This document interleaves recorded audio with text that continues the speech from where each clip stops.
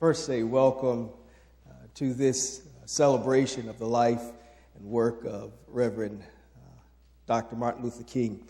One of the things that Pastor Marino and I shared as we were preparing for this celebration is looking at the dialogue and having a frank discussion about the dream, what the dream means, but also capturing the aspect of diversity, teamwork, and where we are, where we need to go.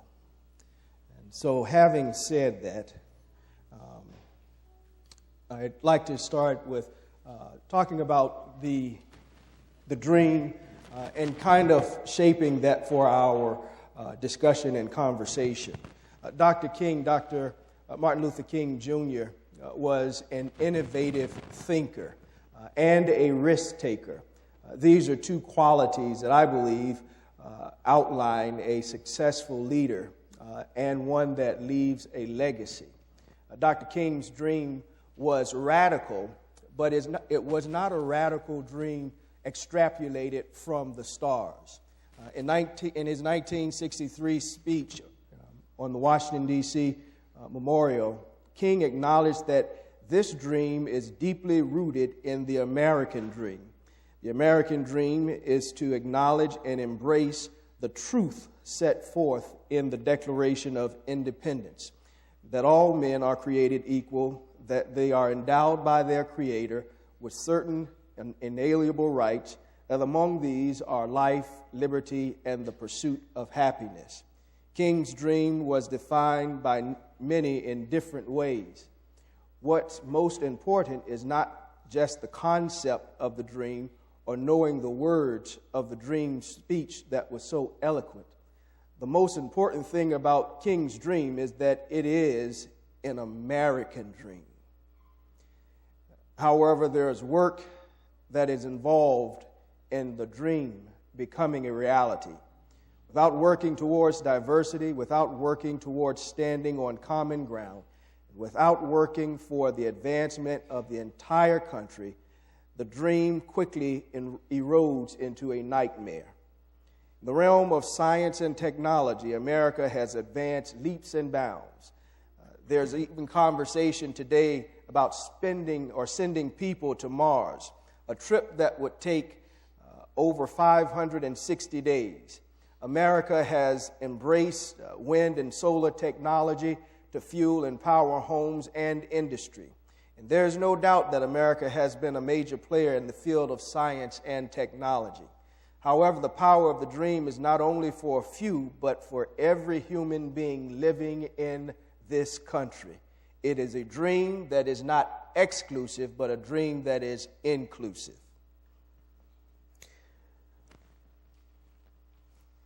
I'd like to share some progress made since Dr. King's death. The civil rights movement opened the door to the equal opportunity for descendants of Africans brought to this country. The Civil Rights Act of 1964 was born out of the presidency of John F. Kennedy, who was elected in 1960. His support of the Civil Rights Act issue in previous years had been patchy. Kennedy opposed Eisenhower's act in 1957 to keep in with the Democratic hierarchy as he had planned to run for the presidency, as well as Johnson. The new president, Kennedy, faced with facts that were indisputable and came from organizations created in the 60s, the 60s Civil Rights Act, to analyze civil rights issues in America. The Civil Rights Commission. They found that, listen to this, 57% of African Americans' housing was judged to be unacceptable. African American life expectancy at that time was 7 years less than white Americans. Infant mortality was twice as great as white Americans. African Americans were found that all but impossible to get mortgages from mortgage lending properties. Values would drop a great deal if African American families moved into neighborhoods that was not a ghetto. In 1964, the Civil Rights Act was signed by President Johnson, and it introduced the federal government had the right to end segregation in the South and prohibit segregation in public places. A public place was anywhere that received any form of federal tax funding. This stopped lawyers homing in on the Private Places Act. How far have we come? Prior to King's death, there were no blacks in the Senate or the House of Representatives. In the recent session in the 112th Congress, Roland Burris served as the lone African American who filled the seat left by Barack Obama. There were 41 African Americans in the House. In the new Senate, there will be no African Americans serving. In the House of Representatives, there will be 41 representatives. 13 were women. In the 2013, 5 new representatives will join the 113th Congress, giving the total of African Americans serving as 43. Prior to King's death, there were no African Americans serving on the Supreme Court. Since his death, only 2 have served the highest court in the land, that being Thurgood Marshall and Clarence Thomas. It is interesting that in 1994, Justice Burnett Johnson was the first African American woman to be elected to the Louisiana Supreme Court. Justice Johnson stood to be next in line to be the Chief Justice of the Louisiana Supreme Court when her nomination was derailed.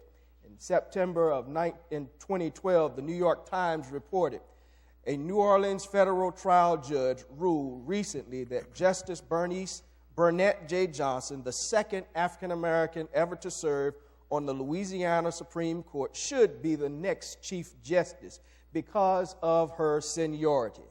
Since 1968, college enrollment by minorities have consistently been increasing. In 2012, universities and colleges across the country marked the highest enrollment in 40 years among minorities. The largest group of minorities enrolled were Hispanic Americans. Since Dr. King's death, African Americans have made great strides economically, academically, and educationally. And in 2008, the United States elected Barack Obama as its first African American president. And in 2012, Obama was reelected for a second term. As Reverend Johnson and I prepared for this afternoon, we realized, of course, that everything he just said is true, and there are many more things we could point to that show progress and how far we have come since King's death. But there's another side, too. An editorial in the December 12, 2012 issue of the Christian Century magazine notes that racist attitudes may have actually increased during President Obama's first term. Research from Stanford University shows that more Americans now associate African Americans with words such as lazy and violent than did so before his election in 2008. The Southern Poverty Law Center reports that the number of anti-government so-called patriot movements exploded in number from 2008 to 2012, and they're worried that it's going to grow even more rapidly in President Obama's second term. Significant numbers of people continue to insist that President Obama is Muslim, despite his own professions of faith and his belonging to Christian churches nearly all of his life. We continue to hear about the birther controversy, which denies his American place of birth.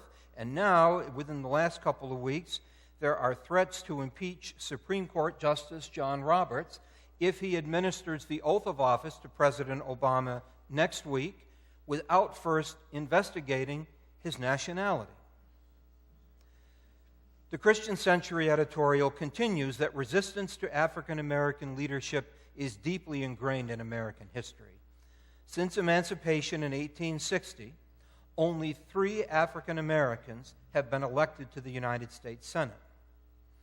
Further, following the 2012 congressional elections 2 months ago, when the Speaker of the House announced who would chair that body's new committees in the Congress that's sitting now, all were white men. In response to the befuddled shock and dismay that followed that announcement, a woman was elected or selected to chair a modest committee, one that has not very much influence at all. She was white. Last month, South Carolina Governor Nikki Haley tapped Republican Tim Scott to replace Jim DeMint in the United States Senate. So Scott, whose appointment actually is now effective, is the first African-American senator from the South since Reconstruction. And that was by appointment, not by election.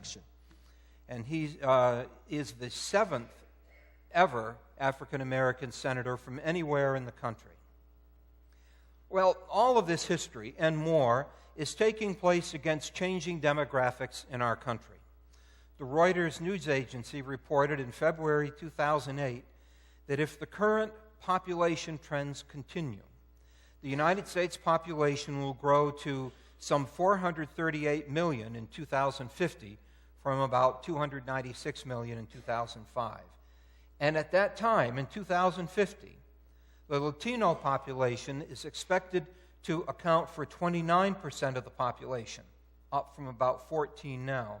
Asian population will almost double from 5 to 9%, while African American population is expected to remain around 13% of the total.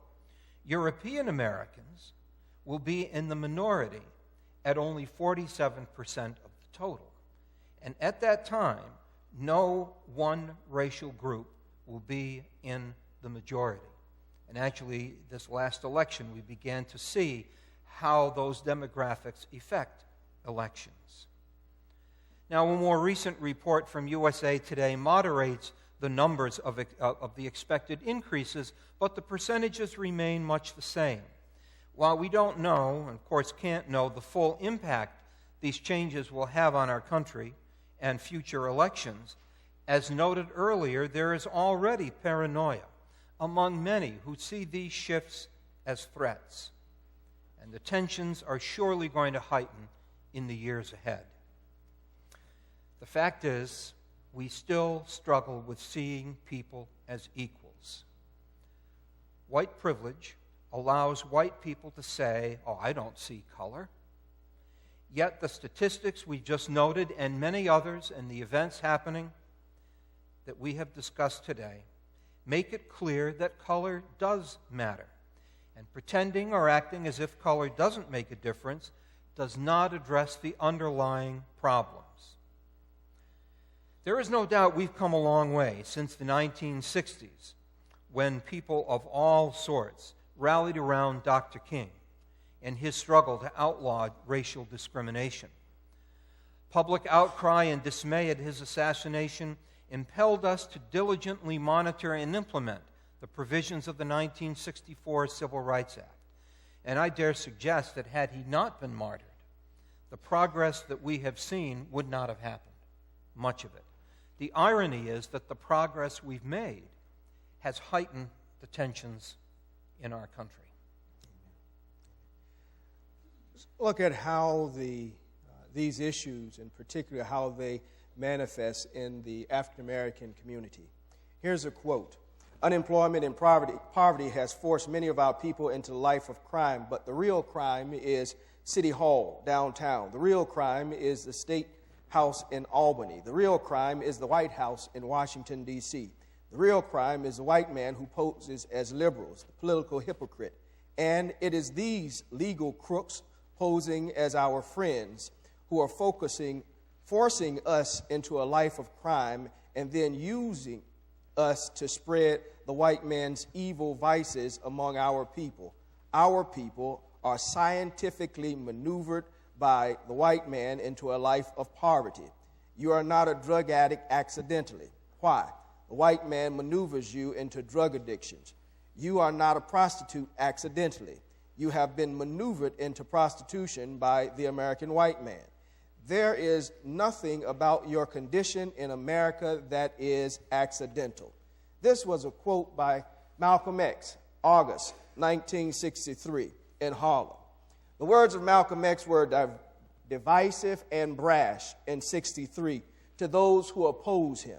Yet, while direct, brazen, and confrontational, they held more truth than the people were willing to admit. Contrary to belief, Malcolm was not only laying the total of the plight of African Americans at the feet of whites. Malcolm was pointing out the obvious. Corporations and political machines ran by white America were profiteering from what was considered slave labor. Corporate profit margins were rising while economic opportunity for poor people were being radically reduced. That was 1963. While America has an African-American president, America continues to have a race problem. The race problem is not isolated to just African descendants. The race problem is also extended to the poor. While race was a color issue, many refused to acknowledge the social and economic ramifications of race. While the enrollment of African American males and females in colleges and universities are increasing, statistics continue to show that among African American, high school dropout continues to rise. In areas where this is not the case, studies show that dropout happens well before high school. Elementary and middle school schools are challenged with attendance and attention. It has been a proven fact that nutrition is a key element in a child's life, yet many continue to go hungry. It is difficult for families on a living wage to equip their children with resources needed to succeed. This is the platform King stood on when he marched with the sanitation workers in Memphis for better pay and safe working conditions. In February 2012, the Pew Research Center published a report on demographics and social trends. It stated, most young workers say they don't have the education and training to get ahead. Among 18 to 34-year-olds who were employed, less than half, 40%, say they have the education and training necessary to get ahead in the jobs or careers. Among those who are not working, only 27% say they are adequately prepared for the kind of job they want. Having a college degree makes a difference on this question. 69% of young college graduates who are working say they have the education and the training that they need. This compares to only 39% of those who do not have a degree and are not enrolled in college. There are some significant differences in the impact of recessions among adults by race, particularly in the areas of education and employment.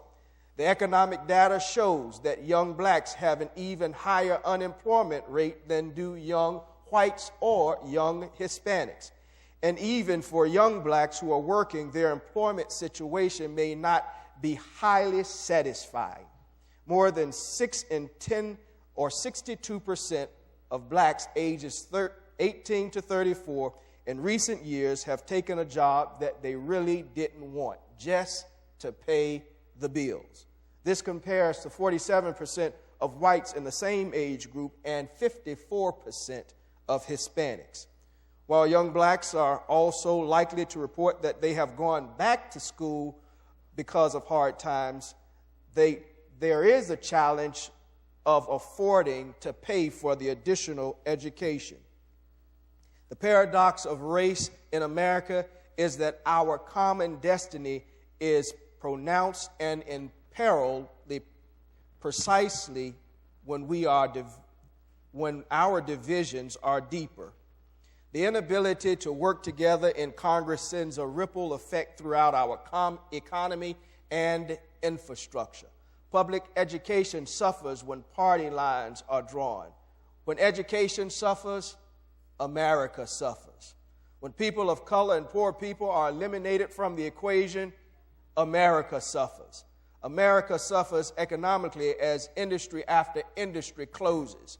America suffers economically when public education no longer is able to keep up with the changing technology and the global community. An America that refuses to deal with race in a country is a country on the verge of disaster.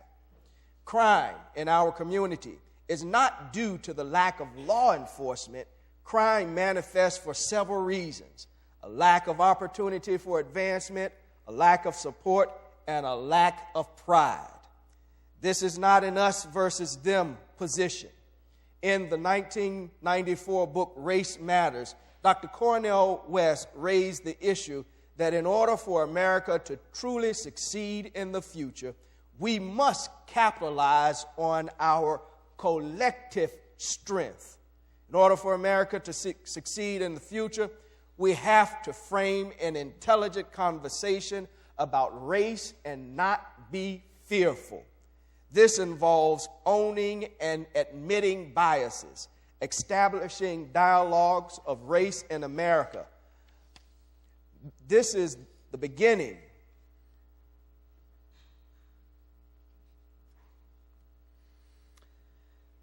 So none of this is to say, I think, that we should want to go backwards to a so-called simpler time when things were easier to understand. But it does mean that we need new ways of looking at the challenges of race and equality, a new strategy to address those challenges appropriately and forthrightly. So, in response to the evils of racism that are yet with us, and in the face of the rising tides of resistance to full equality, resentment, anger, vengeful bluster, and frustration are understandable. The wanting to lash out in anger. But yet in his 1963 Strength to Love message, Dr. King said, "Darkness cannot drive out darkness. Only light can do that. Hate cannot drive out hate. Only love can do that. Hate multiplies hate. Violence multiplies violence. The chain reaction of evil must be broken." Guilt-ridden or angry reactions that seek to hurt those who have inflicted hurt will not do. For King, the answer lay elsewhere. And so the question is, what can we do then that would be in line with Dr. King's commitment to, number one, do no further harm, and number two, actually make things better? Well, Dr. King was a Christian, devout Christian. Jesus of Nazareth was his ultimate guide.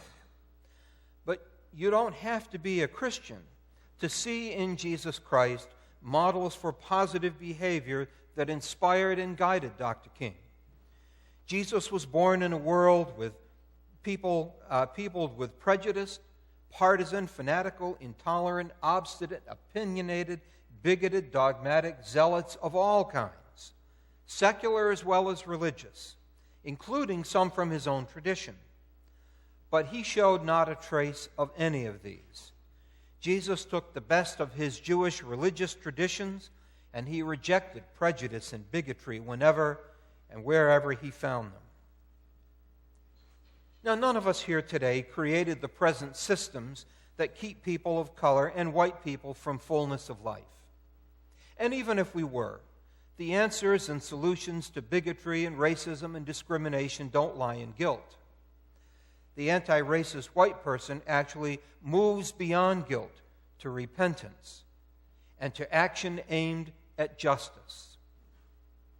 The Old Testament prophet Isaiah urges us to learn to do good, to seek justice, rescue the oppressed, defend the orphan, and plead for the widow. We understand, I hope, that this list of actions leading to justice and righteousness is not exhaustive. I mean, that's not all we're supposed to do. It's illustrative. It's meant to get us started, to get us thinking and moving in the right direction. We add to it, and we live out its creed as God in the Spirit leads us. We look for ways, individually and with others, to work against racism where we are. And we understand that each of us comes with different experiences of race and racism. Therefore, 3 points. We listen carefully and respect what each person says as a piece of the truth. 2, we do not expect to agree with one another or have everyone agree with us. But we do hope and expect to better understand each other. And third, if our words or actions hurt another, we acknowledge the power of forgiveness.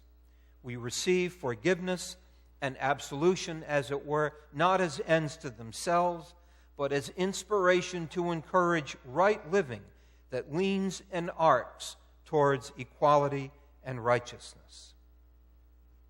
In 1961 and again in 1968, just 4 days before his assassination, Dr. King said, "The arc of the moral universe is long, but it bends toward justice. It bends towards justice, but it does not bend on its own.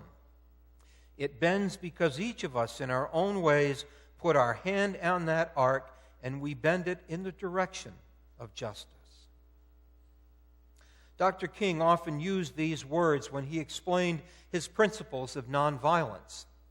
19th century abolitionist and Unitarian minister Theodore Parker first developed that image of the moral universe arcing towards justice. It inspired Dr. King. And more recently, it so inspired President Obama that he had that phrase woven into a rug in the Oval Office. And it was noted in a 2010 piece on NPR that these words evoke mystic chords of memory, stretching back to the dawn of the American Revolution, foreseeing the promise of tomorrow. So my hope and prayer is that with that as our backdrop, if Dr. King's dream, which ultimately became the dream of so many and inspired so many, if it's to become a reality, it will do so if and only if those of us who are committed to it engage in real, true teamwork. And then the dream can work. I believe that the dream can work, and I believe King's dream, which is an American dream, is a work in progress.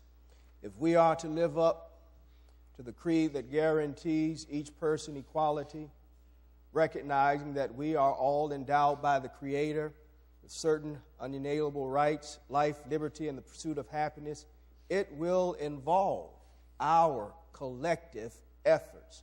It will involve teamwork.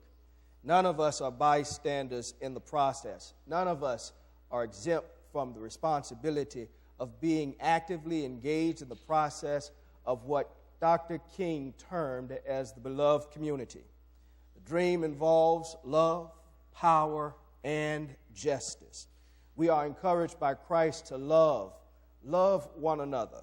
It is the responsibility of the Church of God to demonstrate the love that has the power to transcend color, economic, and educational boundaries.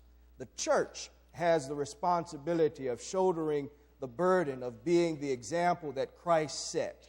It was Christ who was a Jew who came to save not just the Jews, not just Samaritans, not just white folk, but everyone. If the dream is to become reality, we as a people of God have to sit down at the table and have an intelligent discussion about race. This is only the beginning. The discussion has to move beyond pointing fingers to finding solutions that will work. This will involve a love that has courage, a love that has character, and a love that is committed. Courage to speak up when wrong is done, courage to stand for right, courage to join the fight, courage to partner with others, courage to support those who are in need. The dream is not individualistic. That is, in order for the dream to become a reality, it will require the efforts of all of us. Dr. King said himself he was not all that he could be when his brother is not all that he could be.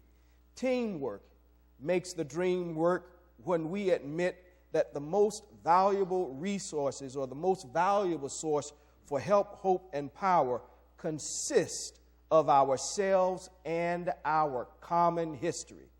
This will involve our commitment as a people and a community to the public squares, the common good that undergirds our national and global destinies. the neglect of our public infrastructures in certain communities, for example, our water, sewage system, bridges, tunnels, highways, subways, and streets reflect not only our myopic economic policies which impede productivity, but also the low priority we place on common life. The tragic plight of our children clearly reveal our deep disregard for public well-being. About 1 out of every 5 children in this country live in poverty, including 1 out of every 2 black children and 2 out of every 5 Hispanic. Most of our children neglected by overburdened parents and bombarded by the market's value of profit-hungry corporations are ill-equipped to live lives of spiritual and cultural quality. In the words of Dr. King, where do we go from here? It has to be our collective resolve that we are committed to a better future. We must resolve that we break from the traditional paths to create new paths that incorporate the well-being and the welfare for all. We must resolve that we all inhabit this community together. In order to prevent a catastrophic demise, we must work together. We must resolve to support leadership that will be grounded in grassroots organizations that highlights the democratic accountability. It has to be our collective work to move the mountains of prejudice. It has to be our collective will, commitment, and courage to stand firm on the gospel of Christ, to show no partiality to anyone, to strive to care for everyone and treat others with the compassion that Christ has for us. That means we must participate or practice the ideology that everyone matters. Whether Protestant or Catholic, Jew or Muslim, white or black, rich, middle class or poor, everyone matters. Everyone matters. Thank you. Well, we thank you all very much for allowing us to share with you. Our hope was to give us not only food for thought, but some directions for action that we might be able to take. And we, again, so appreciate you sharing this time with us.